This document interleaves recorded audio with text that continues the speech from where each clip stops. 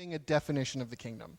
And we said the kingdom of heaven is Jesus having the authority to exercise his will over all other kingdoms. And my first sermon was Jesus is the king of the kingdom. Not me, not you, not the president of the United States, not the head of the UN. Jesus is the king of the kingdom. And Jesus makes that kingdom available to anyone who will turn to it. It's a kingdom that we all can be a part of. And we talked about how we live between this present evil age and the age to come. And that though there is still sin and death and hurt and pain because of this present evil age, we live at a point where the kingdom has been brought close to us, where we can have hope and joy and peace. And none of those are complete because, as we said, Jesus has not come back yet. But because we live between the two, we can have a glimpse of what eternity can be like. And 2 weeks ago, Pastor Don mentioned that we enter the kingdom of heaven by birth from above and adoption into the family of God. He said that we have to make a choice to be a disciple of the kingdom. And last week he reminded us that the cost of not living in the kingdom. He reminded us that Jesus made it available to everyone. And that availability requires us to change. When we become part of the kingdom, we cannot stay the same. And so that has been what we've talked about so far. And before I get to what we're going to talk about today, I want to talk about a couple of construction projects. So the construction of the Tower of Pisa began in 1173, and the first 2 floors were built by 1178, but they stopped construction because the Tower of Pisa started sinking. And they didn't know how to fix this, they didn't know what to do, and so for 1,000 years they did nothing on this tower. Now this was supposed to be a bell tower for the church that's out there. And they started building, but they didn't know what the foundation was underneath. And so it was 1,000 years before they continued to build it. And it wasn't until something like 1287 that it was even completed. And as they were building it, they actually had to build rooms taller on one side to kind of change the curvature of the building.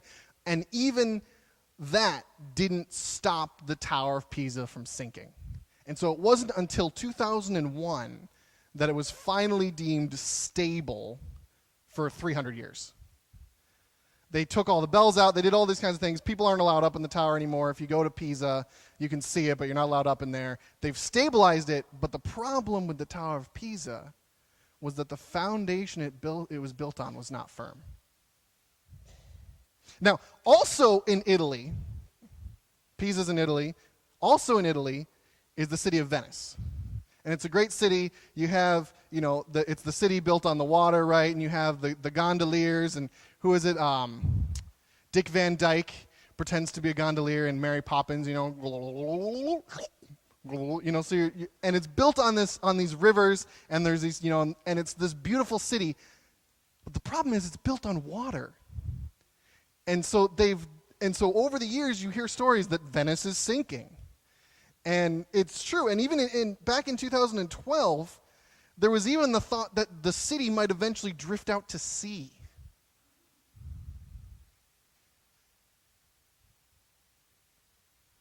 And I want you to remember those two things as we talk about the rest of our sermon today. So this week's title is Your Best Isn't Good Enough. Now, some of you may hear that and hear me saying you need to work harder. But trust me, that's like the exact opposite of what I'm saying. That is not the point of this sermon. I'll get back to that in a second. But first, I want to take a look at Matthew 7. So if you turn in your Bibles to Matthew 7, we're going to look at verses 24 through 27. This comes at the end of the Sermon on the Mount. There are chapters 5 through 7 are Jesus giving a Sermon on the Mount. It starts with the Beatitudes, and it ends with this parable. And we chose this parable to start talking about things in the Sermon on the Mount because we feel that this is the focus, the point that Jesus is trying to make, that this brings light to the rest of the Sermon on the Mount. And so, Matthew chapter 7, verses 24 through 27. Therefore, everyone who hears these words of mine and acts on them may be compared to a wise man who built his house on the rock. And the rain fell, and the floods came, and the winds blew and slammed against the house, and yet it did not fall, for it had been founded on the rock. Everyone who hears these words of mine and does not act on them will be like a foolish man who built his house on the sand. The rain fell, and the floods came, and the winds blew and slammed against the house, and it fell. And great was its fall. Now, this is probably familiar to most of you. I know I learned about this story in kindergarten because there was a song, the rains came down and the floods came up. The rains came down and the floods came up. And so you have this song when you're a kid that tells you about this parable. But what I thought it meant as a kid is different than what I know it to mean today. See, I used to think that was a parable about saying a prayer and accepting Jesus into my heart. And though that is part of what that parable is about, what it's really about is having faith, having trust in the rock that is Jesus Christ. And not just once and not just one prayer, but every day. See, there are a few things that I want to point out in this parable. And the first is that the storm happened to both builders. The waves crashed against both houses. Now, sometimes as Christians, I think we get this idea in our heads that if we follow the right regulations, everything's going to be all right. We think that if we go to church and we read our Bible and we go to Bible study and we go to youth group and we do all these other things and we help out with the fellowship meal and we go to camp and we're counselors at camp, if we do all those things, then that is what the foundation is.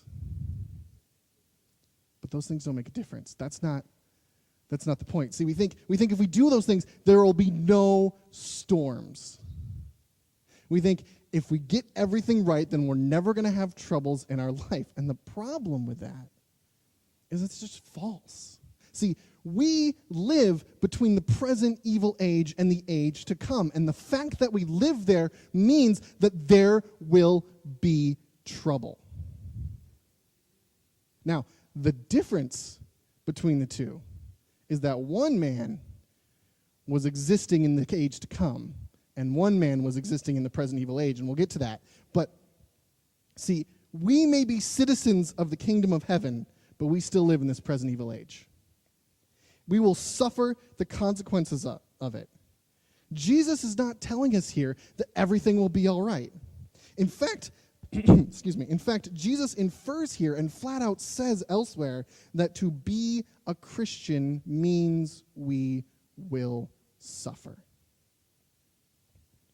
See, in Paul's second letter to Timothy, he reminds Timothy that those who follow God will be persecuted. Persecution and storms may not be the same thing. But the truth that both Jesus and Paul are telling us is that life isn't going to be perfect. But the truth and the hope in this parable is not that we will not have storms. That's not the truth and the hope in this parable. And that brings me to the second point. The house on the rock stood firm. That's the hope.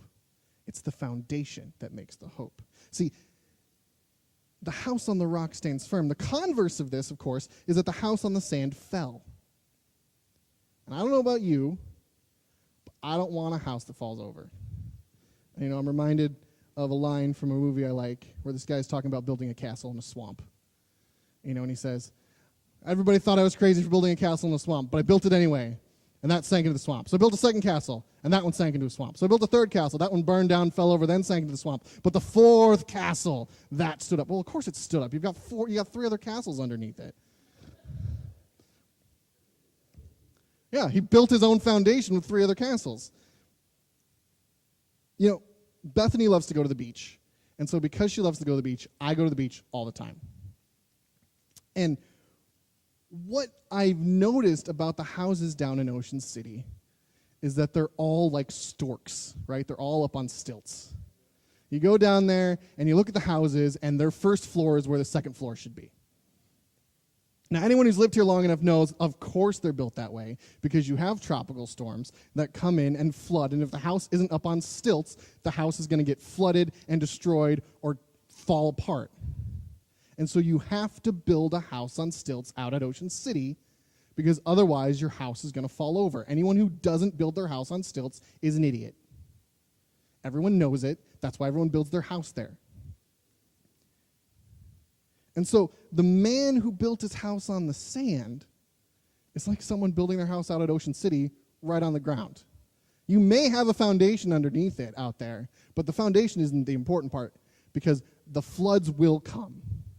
And when the floods come, your house is going to be destroyed. You're going to lose all your stuff. And if your faith is in your stuff, you're going to be severely distraught. See, if you build your house on the shore, you need the right foundation. The foundation out at Ocean City happens to be stilts. And what Jesus is saying here is the foundation for us is the firm rock. But I think we overlook one thing about this. And I think this is the most important thing that we can get from this parable. The distinction between the two builders has nothing to do with the houses. I think we often think that the guy who built his house on the sand is someone who does all the wrong things.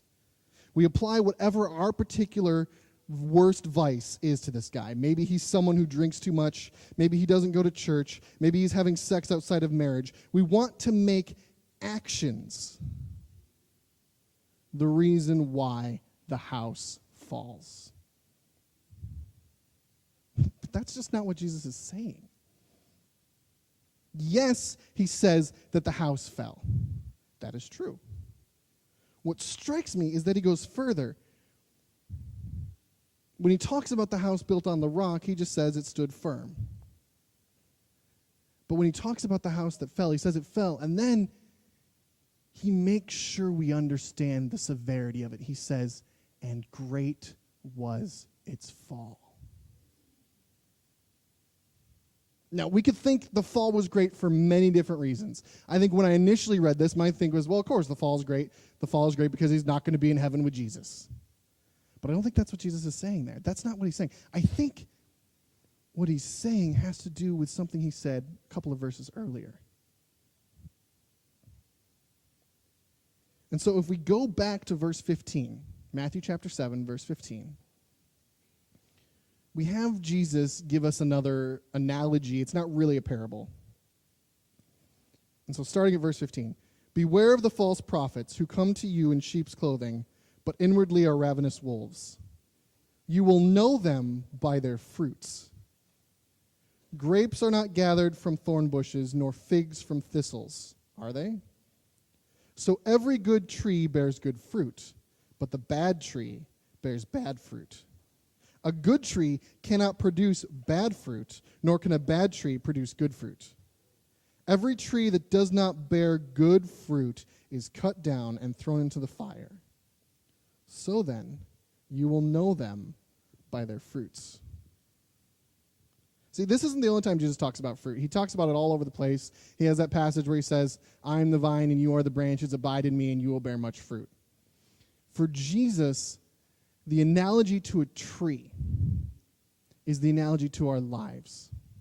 For Jesus, it wasn't what the tree is, it's whether or not the tree bears fruit. And I think this never is shown more poignantly than in an episode that we see later on. It's after Jesus comes. It's after the triumphal entry. He's going back into Jerusalem. It's the end of his ministry. And we have this recorded both in Matthew and Mark. In Matthew, what happens is he comes in, he cleanses the temple, and then he comes and has this episode. In Mark, what happens is he comes into Jerusalem, and before he goes to the temple, he sees this fig tree. From a long way off, he sees this fig tree, and it's got a bunch of leaves on it. And he's like, oh, I'm really hungry. It's like a big old sign for Burger King. I don't really like McDonald's. So he's like, oh, I'm really, really hungry. And he goes to the tree that's full of leaves, and there are no figs on it. And in Mark, it says there are no figs on it, and it says that it's not the season for figs. Matthew doesn't say that, but Mark does. And Jesus looks at the tree that's got leaves and no figs, even though it's not the season for figs, and curses the tree. And then he goes and cleanses the temple, and then he comes back, and they notice the tree's dead. In Matthew, he goes and cleanses the temple, he sees the tree, curses the tree dies right in front of him. A little different. But I think Mark puts the temple in between these two episodes for a very important reason. Because Mark is trying to tell us that the tree and the temple are related. Matthew does the same thing because they're right after each other, but Mark sandwiches it, and it's more poignant. See, Jesus goes into the temple and sees people doing things for their own profit. They claim to be priests. They claim to be doing things for God. And all the outward appearance may look like they are doing things for God, but the reality is they're doing it for themselves. And so he turns over the money changers. And see, to really understand this, we need to understand fig trees. A fig tree, and I didn't really get this because, right, Jesus curses this tree, and it's not the season for figs, so what's he so upset about? Well, when I got to college, I had a professor who had the same question, and he told us about it. What the issue is that when fig trees grow fruit, they also grow leaves. And the figs are green until they're perfectly ripe. So from a distance, if you see a fig tree that has leaves on it, it's supposed to have figs. And they're small, and they're usually up under the leaves, so even at a distance, even if they were ripe, you probably couldn't see them. So the fig tree is a fraud. Because the fig tree is displaying to the whole world, I have figs. But Jesus goes up to the tree, and there is no fruit. The fig tree is doing all the right things. It's reading its Bible every day. It's saying its prayers every day, but it has no fruit. So Jesus curses it and it dies.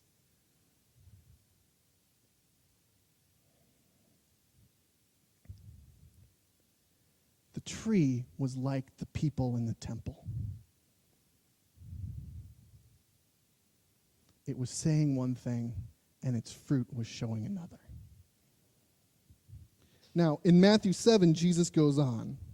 And if we start at verse 21, he says this: Not everyone who says to me, Lord, Lord, will enter the kingdom of heaven, but he who does the will of my Father who is in heaven will enter. Many will say to me on that day, Lord, Lord, did we not prophesy in your name, and in your name cast out demons, and in your name perform many miracles? And then I will declare to them, I never knew you. Depart from me, you who practice lawlessness. And this comes immediately before the parable of the foundations. See, the parable of foundations is an explanation of what Jesus is saying here. This passage tells us why the fall for the builder on the sand was so great. See, the man who built his house on the sand, that man, he thought that his house was going to be fine. And the other thing is his house probably didn't look much different than the guy who built his house on the rock. It may have even looked better. It may have had reinforced walls.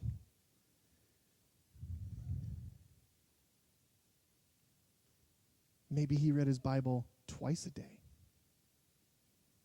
See, this is the issue. We think the guy that built his house on the sand is the guy we look at when we see sin, but he probably isn't. The guy who built his house on the sand probably looks like a normal Christian. The distinction has nothing to do with the house. The house is the work of the builder. But what Jesus says the distinction is, and we said that at the last point, the foundation was firm for one. Has nothing to do with the work of the builder. See, both builders could go to church. They could read their Bible. They could help out at fellowship meal. It doesn't matter. To use the words of Matthew, they both could have cast out demons and performed miracles, but it doesn't matter. What matters is the foundation. See, the guy who built his house on the sand did his best. But guess what? His best isn't good enough. My best isn't good enough. Your best isn't good enough. Our best as a church isn't good enough. I'm not saying we shouldn't do things. Jesus spends the previous 2 chapters, the entirety of the Sermon on the Mount, telling us practical things we should do. He tells us how to pray. He tells us how we should use our money. He tells us how we should treat other people. These are all good things to do, but the problem with that is even in telling us all these things we should do, Jesus says that the Pharisees who do most of those things aren't getting it right. Because for Jesus, the Pharisees who don't murder anybody still have hate in their heart. The Pharisees who don't commit adultery still look at people with lust. The Pharisees go out and pray in public so everybody else sees them because they're concerned about what people think of them. They're concerned about who they are. They're concerned about themselves and not God. And so we may have a series of things to do, but the point is not do these things and then you'll be okay. The point is, what's your foundation? Why are you doing them? Where is your focus?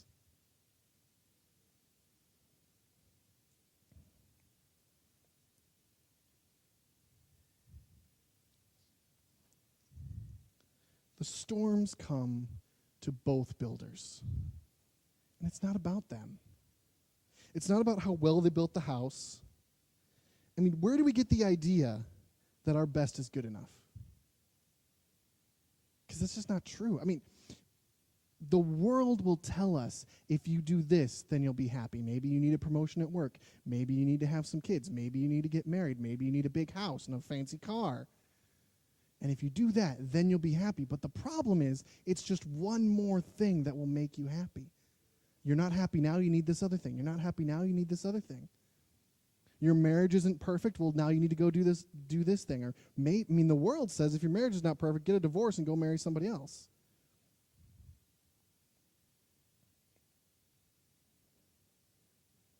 And the sad thing is the church tells us the same thing. The church tells us that if we come every week, if we go to Bible study, if we read Scripture every day, then we will be a good Christian. I hate to tell you, that's not how it works. That's not the way it works. Coming to church doesn't make you any more of a Christian than going to McDonald's makes you a hamburger.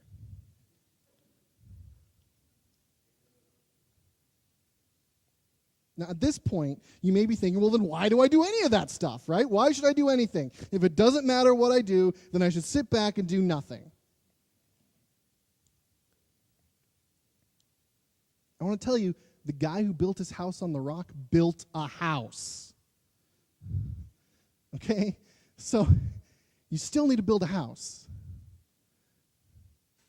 Jesus isn't telling us don't do anything. Again, he spent 2 chapters before this saying, here's the things you need to do. But the difference is that his house was built on a firm foundation. It was built on a rock. See, the guy who built his house on the sand, that guy, his faith was in the works of his hands. His faith was in his house. He stepped back and said, this house is strong. It will last in a storm. And don't we do this all the time? We look at the things we do, or we look at the people we know, or we look at the children we have, or we look at the job we have, and we think this will weather any storm. I can get through anything because I have these people, I have this, I've built this house, I've done this thing, I have so much money, I can get through anything. And we think that if we just do our best, that everything will be okay. But the truth is our best isn't good enough.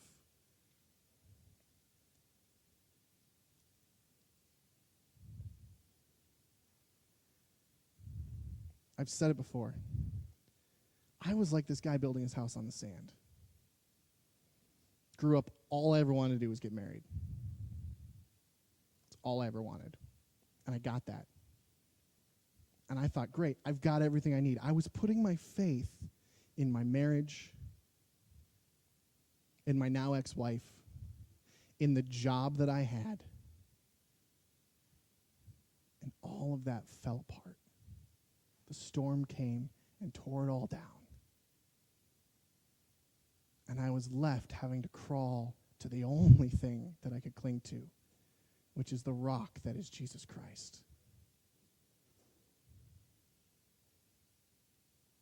Because our faith cannot be in those things. People will hurt you.